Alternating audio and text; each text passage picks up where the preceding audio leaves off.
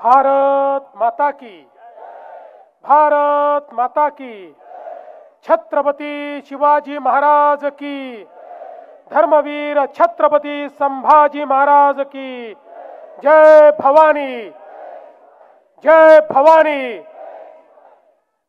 हिंदवी स्वराज्याचे सरसंस्थापक छत्रपती शिवरायांना मानाचा मुजरा करतो। भारतीय राज्यघटनेचे शिल्पकार भारतरत्न डॉक्टर बाबासाहेब आंबेडकर यांना मानवंदना अर्पित करतो। भगवान बिरसा मुंडांच्या चरणी नतमस्तक होतो आणि आज ज्यांचा स्मृती दिवस आहे, थोर समाज सुधारक आणि स्त्री शिक्षणाचे प्रणेते महात्मा ज्योतिराव फुले यांच्या चरणी देखील नतमस्तक होतो।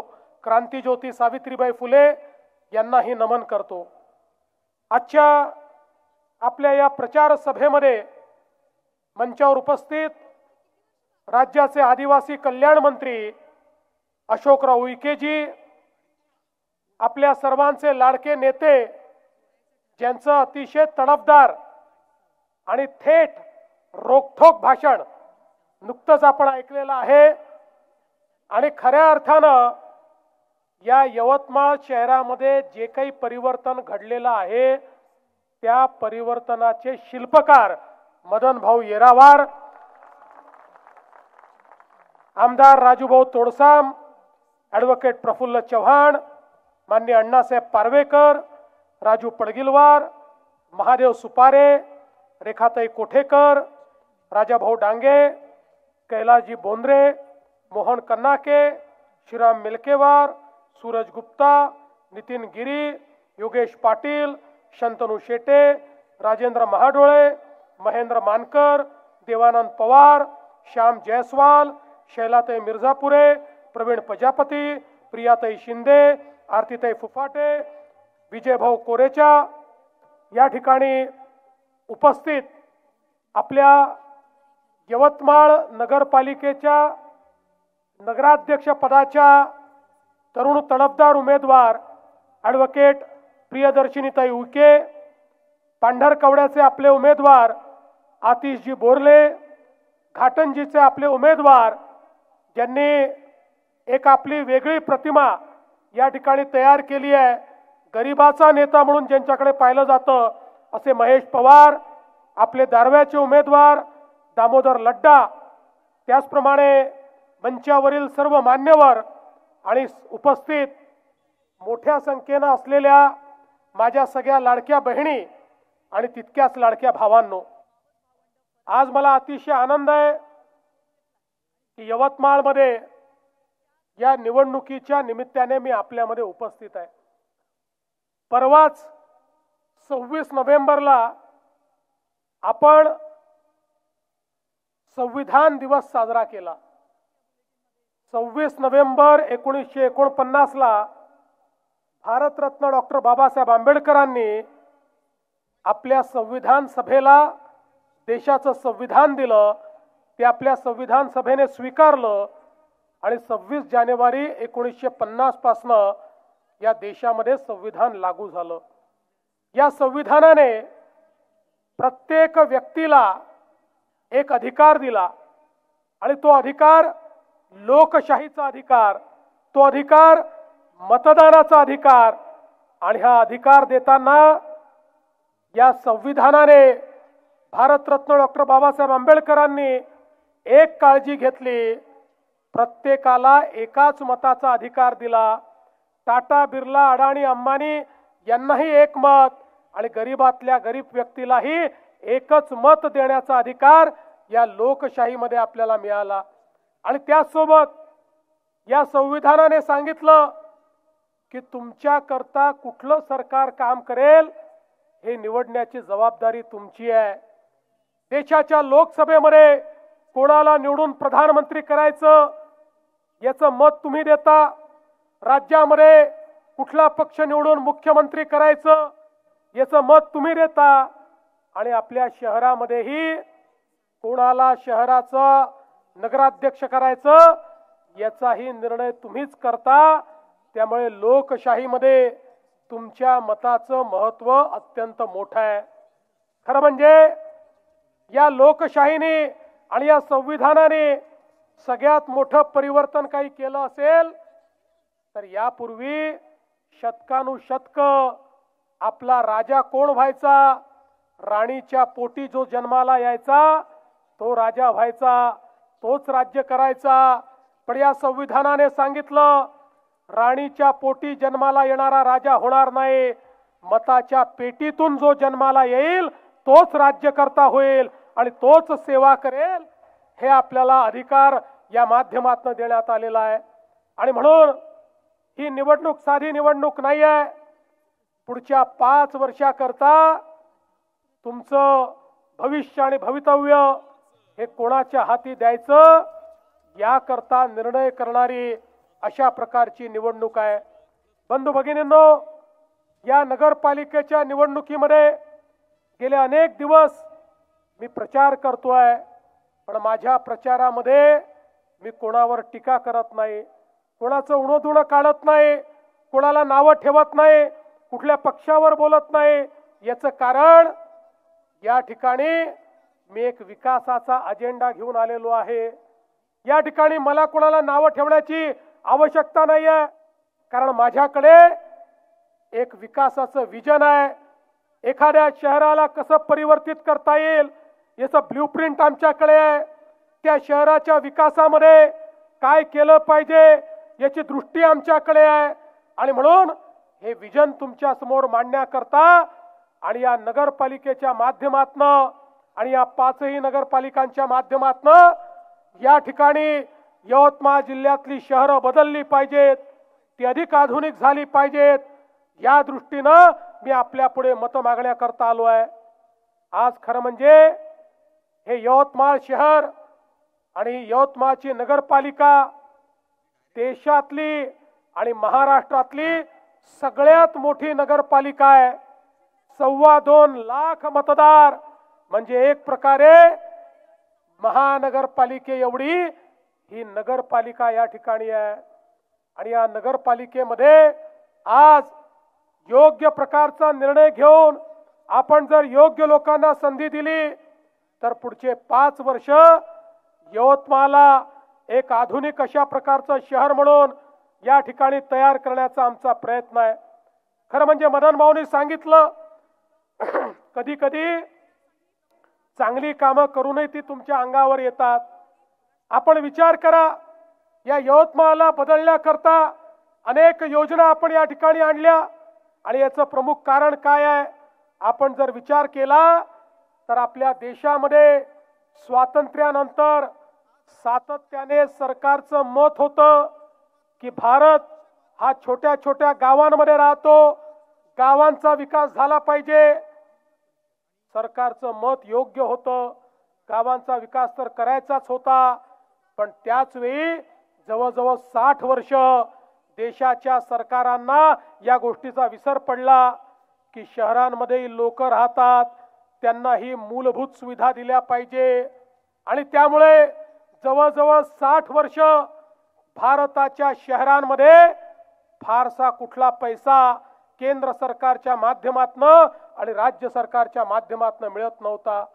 एकीकडे शहरं वाढत होती, अन्न वस्त्र निवारा शिक्षण आरोग्य रोजगार याच्या संधींमुळे गावातनं लोक शहरात येत होते, शहराची लोकसंख्या वाढत होती, पण गावात आलेल्या व्यक्तीला त्या शहरामध्ये कुठल्याच सुखसोयी मिळत नव्हत्या। आलेल्या व्यक्तीला राहायला जागा नाही म्हणून अतिक्रमण झाली, झोपडपट्ट्या तयार झाल्या, ज्याला जिथे जागा मिळाली तिथे तो राहू लागला, त्यामुळे एक बकालपणा त्या ठिकाणी तयार झाला।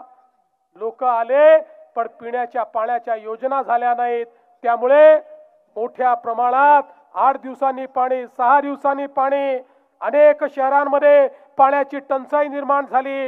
इतक्या मोठ्या प्रमाणात लोकसंख्या वाढली पण घनकचऱ्याचं नियोजन हे झालं नाही, त्यामुळे कचऱ्याचे ढिगच ढिग हे त्या ठिकाणी तयार झाले आणि त्यातलं प्रदूषण हे प्रत्येक व्यक्तीला सहन करावं लागलं। त्या ठिकाणी भिवारी गटाराच्या योजना न झाल्यामुळे नाल्यांमधनं मैला वाहू लागला, नाल्या साफ करायच्या, त्या मैल्याचा वास, त्यातनं मच्छर, त्यातनं रोगराई, अशा प्रकारे शहरात राहणाऱ्या लोकांचं जे आरोग्य आहे ते आरोग्य देखील त्या ठिकाणी धोक्यामध्ये आलं। बंधू भगिनींनो, एक प्रकारे शहर मोठी मोठी होऊ लागली, पण त्याचं जीवनमान हे अधिक खाली खाली जायला लागलं। देशामध्ये पहिल्यांदा नरेंद्र मोदीजी देशाचे प्रधानमंत्री झाले आणि मोदीजींनी सांगितलं, भारत जसा गावांमध्ये राहतो, भारत शहरांमध्ये देखील राहतो। शहरांमध्ये लोक शिक्षण, आरोग्य, रोजगार करता जातात, त्या लोकांना राहण्याची व्यवस्था झाली पाहिजे, तिथे वेगवेगळ्या सोयी मिळाल्या पाहिजेत। शेवटी शहरांमध्ये देशाचा 65% GDP तयार होतो। वस्तू आणि सेवांची निर्मिती ही शहरामध्ये होते, रोजगाराची निर्मिती शहरामध्ये होते, शिक्षण, आरोग्याच्या व्यवस्था या शहरामध्ये असतात। आणि म्हणून आपली शहरं देखील चांगली झाली पाहिजेत। आणि पहिल्यांदा या देशामध्ये मोदीजींनी शहराकरता योजना सुरू केल्या, शहराकरता निधी दिला। हजारो कोटी रुपये, लाखो कोटी रुपये वेगवेगळ्या योजनांच्या माध्यमातून शहराकरता त्या ठिकाणी दिले। मग त्या ठिकाणी स्मार्ट सिटीची योजना असेल, अमृत शहरांची योजना असेल, स्वच्छ भारतची योजना असेल, हजारो कोटी रुपये या ठिकाणी शहरांकरता देण्यात आले। महाराष्ट्रामध्ये देखील आपलं सरकार आलं, त्या सरकारमध्ये आम्ही देखील शहरांकडे लक्ष देणं सुरू केलं। आपण विचार करा, या महाराष्ट्रामध्ये महाराष्ट्राच्या लोकसंख्येपैकी 6.5 कोटी लोक 40,000 गावांमध्ये राहतात आणि तेवढेच 6.5 कोटी लोक यवतमाळ सारख्या 400 शहरांमध्ये राहतात। 40,000 गावं आणि 400 शहर, 400 शहरामध्ये राहणारे हे जे 6.5 कोटी लोक आहेत, यांच्यावर पहिल्यांदा सरकारनं लक्ष देणं सुरू केलं आणि वेगवेगळ्या प्रकारची कामं ही आपण त्या ठिकाणी सुरू केली। मदन भाऊंनी या ठिकाणी पालकमंत्री म्हणून, मदन भाऊंनी आमच्या मंत्रिमंडळातले मंत्री म्हणून या यवतमाळमध्ये अनेक योजना या ठिकाणी आणल्या।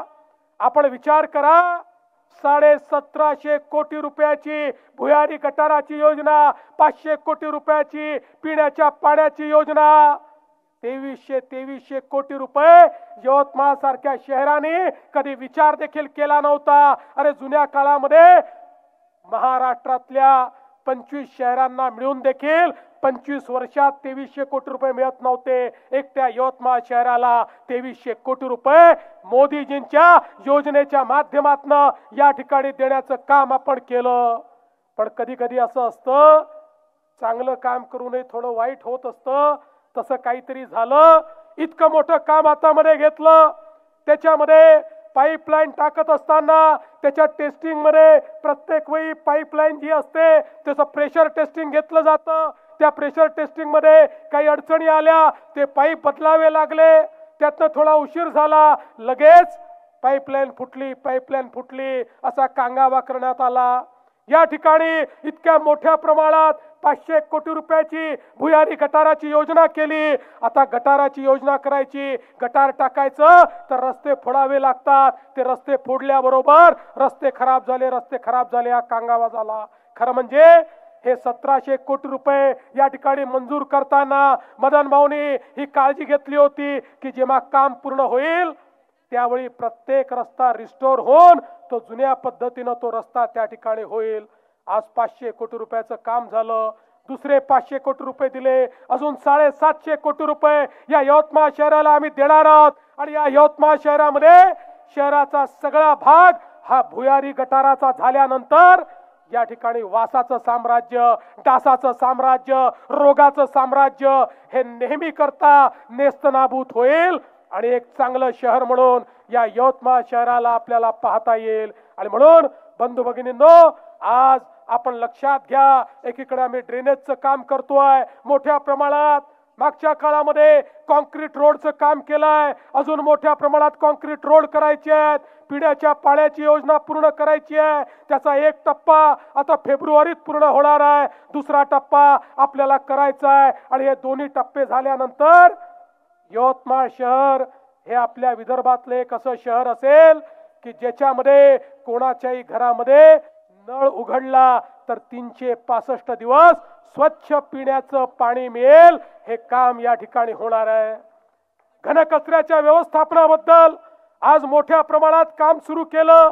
ठीक आहे, काही राजकारण आलं, राजकारणामुळे निविदा थांबल्या, पण मदन भाऊ काळजी करू नका. आता प्रियदर्शनी ताईंना हे सगळे लोक निवडून देणार आहे. त्या निवडून आल्यानंतर त्या निविदा देखील आपण पूर्ण करू. आणि यवतमाळमध्ये कचऱ्यावर त्या ठिकाणी प्रक्रिया करून कालपर्यंत जो कचरा आपल्याला कचरा वाटत होता, आता त्या कचऱ्यापासनं पॅलेट तयार करू, त्यातनं खतं तयार करू, त्यातनं कोळसा तयार करू, त्यातनं गॅस तयार करू. वेगवेगळ्या योजनांच्या माध्यमातून एक स्वच्छ अशा प्रकारचं यवतमाळ, ज्यामध्ये तुम्हाला स्वच्छ श्वास घेता येईल अशा प्रकारचं यवतमाळ आपण तयार करणार आहोत.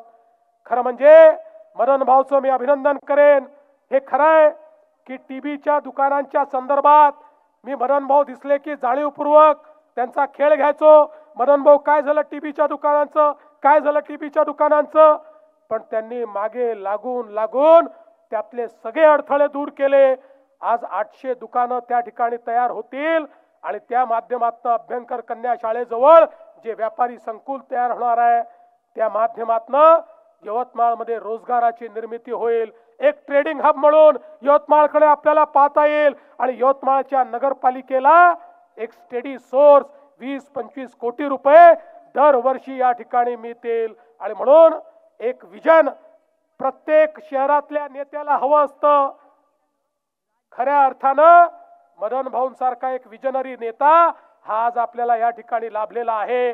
ठीक आहे, काही लोक त्यांच्याबद्दल उलटसुलट बोलतील, पण माझा सवाल तुम्हाला आहे, या यवतमाळमध्ये वेगवेगळ्या पक्षाचे जे नेते निवडून आले त्यांचं विजन काय आहे आणि आपल्या नेत्यांचं विजन काय आहे हे आपण लक्षात घेतलं पाहिजे. आज नाट्यगृह असेल, कृषी विभागाची इमारत असेल, या ठिकाणची पोलीस स्टेशन्स असतील, स्विमिंग पूलचं विस्तारीकरण असेल, नेहरू क्रीडा संकुलाची नवीन इमारत असेल, हॉकीचं मैदान, कबड्डीचं शेड, बॅडमिंटनचं कोर्ट, 29 कोटी रुपयाची कामं ही या ठिकाणी आपल्या सरकारच्या माध्यमातून खऱ्या अर्थानं होणार आहे. आणि आता तर या ठिकाणी सगळ्यात महत्वाचं जे मदन भाऊंनी सांगितलं, आमच्याकडे आपल्या राज्य सरकारने आता निर्णय केला, जेवढी अतिक्रमणं आहेत ती सगळी अतिक्रमणं आम्ही नियमाकुल करणार आहोत. त्या संदर्भातला निर्णय झालेला आहे. लोकांना अतिक्रमण नियमित करू आणि ज्याचं अतिक्रमण नियमित झालं तो जर झोपडीत राहत असेल, कच्च्या घरात राहत असेल, तर त्याला पक्क घर बांधण्याकरता माननीय मोदी साहेबांच्या प्रधानमंत्री आवास योजनेमध्ये 2.5 लाख रुपये देखील आम्ही देऊ, त्याचं पक्क घर देखील आम्ही बांधून देऊ. पण मदन भाऊनी तर या ठिकाणी नाल्यांच्या ठिकाणी अतिक्रमित झालेल्या जवळपास 7 ते 8 हजार लोकांकरता एक अतिशय चांगली योजना आणली. ई क्लासची जमीन शोधून काढली आणि त्यावर ही घरं त्या ठिकाणी बांधण्यात येणार आहेत. त्याला राज्य सरकारने मंजुरी दिली आहे.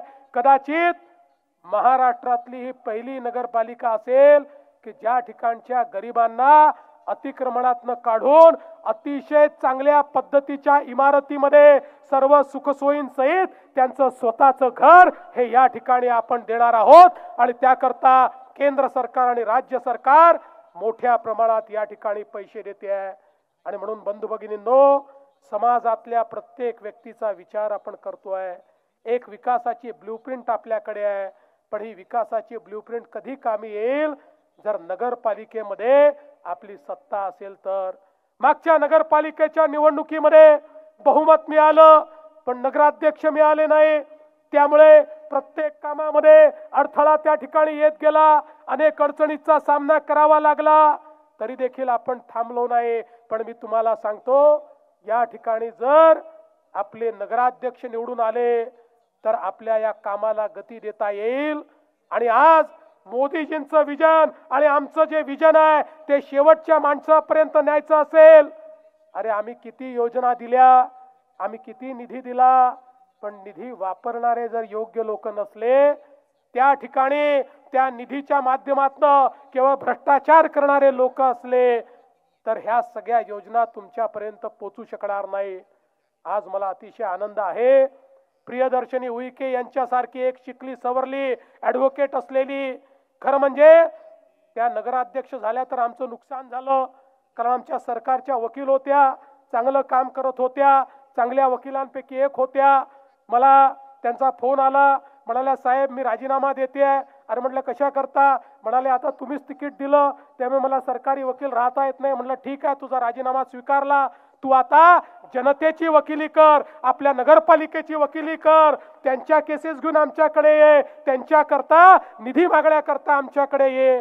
आणि निश्चितपणे मला विश्वास आहे की अशी तरुण आणि चांगली एक आपल्याला उमेदवार मिळाली आहे. आपले बाकी उमेदवार पांढरकवड्याचे आतिशजी असतील, घाटंजीचे महेश पवार असतील, दारव्याचे दामोदर लड्डा असतील किंवा या ठिकाणी बसलेले आपले सगळे नगरसेवक तुम्ही बघा, प्रत्येक उमेदवार हा जनतेमध्ये काम करणारा उमेदवार आहे. आम्ही हवेत फिरणाऱ्यांना उमेदवारी दिलेली नाही. जो जनतेकरता झटतो, जो जनतेमध्ये राहतो, जो जनतेकरता काम करतो, जो जनतेच्या योजना जनतेपर्यंत पोहोचवतो, अशाच लोकांना या ठिकाणी उमेदवारी देण्याचं काम हे आपल्या सरकारने केलेलं आहे. आणि म्हणून ही नगरपालिका आणि या चारही नगरपालिका आपल्या आशीर्वादाने जर आम्हाला मिळाल्या तर या चारही शहरांमध्ये मोदीजींचं विजन, महाराष्ट्र सरकारचं काम आणि या माध्यमातून एक मोठं काम आपल्याला करता येईल. आणि हे देखील खरं आहे की या ठिकाणी आमच्या सोबत अशोकराव उईके यांची पावर देखील लागणार आहे. ते मंत्री आहेत, अतिशय सक्षम मंत्री आहेत. खरं म्हणजे मी तर असं म्हणेन की आजवरच्या आदिवासी विकास मंत्र्यांमध्ये सर्वात कार्यक्षम मंत्री म्हणून अशोक उईके यांच्याकडे मी पाहतो. ज्या प्रकारे या विभागाचा कारभार त्यांनी केलाय, त्यामुळे मदन भाऊ मला हे माहिती आहे की तुमचं म्हणणं कधीच टाळत नाही. निश्चितपणे त्यांच्या खात्याचा पुढच्या काळामध्ये सर्वात जास्त पैसा आता यवतमाळला मिळणार आहे, याबद्दल माझ्या मनामध्ये कुठलीही शंका नाही. पण ते इतरही ज्या काही नगरपालिका आहेत त्यात भेदभाव करणार नाही, हा मला विश्वास आहे. बंधू भगिनींनो, मी तुम्हाला एवढीच विनंती करतो, आम्ही भाषण देणारे लोक नाही आहोत, केवळ भाषण जाऊन निघून घेणारे लोक नाही आहोत. जे बोलतो ते आम्ही करतो. आजपर्यंतचा आमचा इतिहास आहे. आपल्या आशीर्वादाने विधानसभेच्या निवडणुकीत आम्हाला भरघोस यश मिळालं. पुन्हा एकदा महाराष्ट्रात सरकार आलं, मी मुख्यमंत्री झालो, 232 जागा आल्या, भाजप सगळ्यात मोठा पक्ष झाला. अनेक लोक असं म्हणायला लागले आता यांचे इतके लोक निवडून आले, आता निवडणुकीपूर्वी सुरू केलेली लाडकी बहीण योजना हे बंद करणार. 23 तारखेला आम्हाला 1 वर्ष पूर्ण झालं, पण आम्ही योजना बंद केली नाही. आणि लाडक्या बहिणींना सांगतो, जोपर्यंत तुमचा देवा भाऊ आहे लाडकी बहीण योजना बंद होणार नाही. पण माझं प्रियदर्शनीला सांगलाय, मला माझ्या बहिणींना केवळ लाडकी बहीण योजनेपुरतं मर्यादित ठेवायचं नाहीये. आपल्या माननीय प्रधानमंत्र्यांनी लखपती दीदीची योजना आणली आहे. माझ्या सगळ्या लाडक्या बहिणींना मला लखपती दीदी बनवायचं आहे. कारण आपल्याला माहिती आहे गेल्या 2 वर्षामध्ये आम्ही 50 लाख बहिणींना लखपती दीदी केलाय. पुढच्या वर्षीपर्यंत 1 कोटी बहिणींना लखपती दीदी करायचं आहे आणि मग पुन्हा 1 कोटीचं टार्गेट आम्हाला घ्यायचं आहे. या महाराष्ट्रामध्ये राहणाऱ्या माझ्या ज्या बहिणी आहेत, या बहिणी सामाजिक आर्थिक परिवर्तनाचं काम करतील आणि त्याच या ठिकाणी आमच्या अर्थव्यवस्थेला पुढे नेतील. आणि हे काम आपल्या नगरपालिकेच्या माध्यमातून, नगराध्यक्षांच्या माध्यमातून येत्या काळामध्ये आपल्याला करून घ्यायचं आहे. आणि म्हणून बंधू भगिनींनो, तुम्ही बघा, आम्ही जी आश्वासनं दिली ती आम्ही पूर्ण करतोय. शेतकऱ्यांवर अडचण आली, 32,000 कोटीचं पॅकेज दिलं. आजही शेतकऱ्यांना त्या ठिकाणी मोफत वीज आम्ही देतोय. पुढच्या वर्षीपासून तर आम्ही 365 दिवसा आमच्या शेतकऱ्यांना वीज देणार आहोत. पण त्याच वेळी माझी तुम्हाला विनंती आहे, मदन भाऊ तुम्हाला, प्रियदर्शनीताई तुम्हाला, की आपल्या यवतमाळ सारख्या शहरामध्ये आपण प्रधानमंत्री सूर्यघर मुफ्त बिजली योजना ही लागू केली पाहिजे. आणि या शहरामध्ये आमचे जे लोक राहतात त्यांच्या घरावर केंद्र सरकारची योजना आहे, तशीच आपण राज्य सरकारची योजना सुरू केली आहे. 100 युनिट 200 युनिट पर्यंत आपण सबसिडी देतोय. आणि त्या सबसिडीतनं त्या ठिकाणी त्यांनी जर आपल्या घरावर सोलर लावलं तर त्यांचं विजेचं बिल 0 होणार आहे. त्यांना एकही विजेचं बिल येणार नाही. त्यामुळे महाराष्ट्रातल्या अनेक गावांमध्ये आपण सोलर विलेज तयार केलं, पण अजून सोलर सिटी तयार करायची आहे. यवतमाळचा प्रवास आता सोलर सिटीकडे तुम्ही नेला पाहिजे, ही माझी तुम्हाला विनंती आहे. बंधू भगिनींनो, मी फार लांब या ठिकाणी बोलणार नाही. तुम्हाला एवढंच सांगण्याकरता आलो आहे. 2 तारखेला निवडणूक आहे. कमळ चिन्ह आहे. कमळाची बटन दाबायची आहे. हा आमचा एक मित्र माझं पोस्टर घेऊन मगापासून उभा आहे. मी तुझे आभार मानतो बेटा. आता तू बैस, माझं भाषणही संपत आलंय. नंतर मला येऊन ते तुझं पोस्टर दे, मी ते नक्की घेऊन जाईल. आणि म्हणून बंधू भगिनींनो, कमळाचं बटन दाबायचं आहे. कमळाचं बटन दाबून या ठिकाणी नगराध्यक्ष निवडून द्यायचे आहेत, बहुमतही निवडून द्यायचं आहे. तुम्हाला एवढीच विनंती करतो, 2 तारखेला कमळाची काळजी तुम्ही घ्या. पुढचे 5 वर्ष तुमची काळजी आम्ही घेऊ, एवढाच विश्वास तुम्हाला देतो. आणि माझं बोलणं संपवतो. धन्यवाद. जय हिंद, जय भारत. देश विदेशातील प्रत्येक घडामोडींचे लाईव्ह अपडेट मिळवण्यासाठी आता साम टीव्हीच्या सर्व सोशल मीडिया प्लॅटफॉर्मला लाईक, फॉलो आणि सबस्क्राईब करा. तसंच सर्व नोटिफिकेशनसाठी बेल आयकॉन प्रेस करायला विसरू नका.